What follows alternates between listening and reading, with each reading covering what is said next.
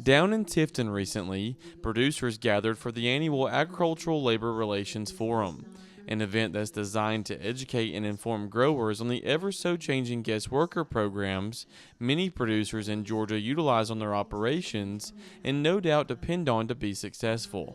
I feel like we actually have gained some momentum. We've gained some real positive strides with our regulatory agencies. They're here. They come every year, and they're actually excited to be here. They're listening to us. Changes are happening because our growers, our packers, our shippers, our processors are present, and they're having conversations. That's what this forum is all about.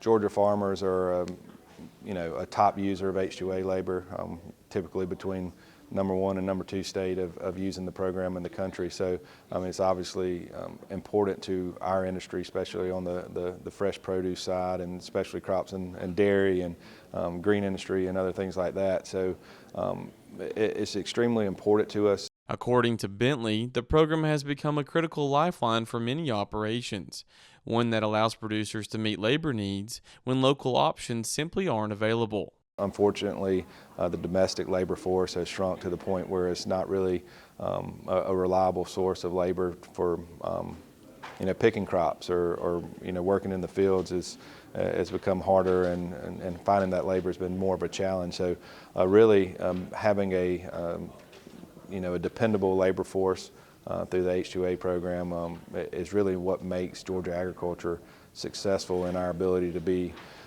diverse in the crops that we grow here in the state that we just simply couldn't do if we weren't able to have a dependable labor force. Unfortunately, however, that dependency on guest worker programs has brought uncertainty, as regulations like the adverse effect wage rate continues to put added pressure on producers' bottom lines, especially when rates increase suddenly and exponentially.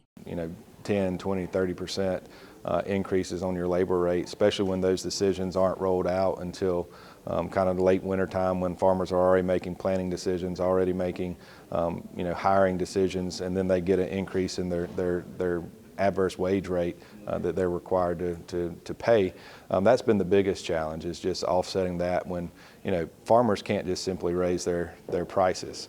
So we're price takers. So the commodity is kind of set on the market of what that's going to go for a farmer, but then they get a huge increase on the labor side, not to mention the increases on inputs, whether it's equipment or fertilizer or chemicals. So it's just really been a challenge on the cost side for our farmers, and that's really been the biggest obstacle for them being successful. Reporting in Tifton for the Farm Monitor, I'm John Holcomb.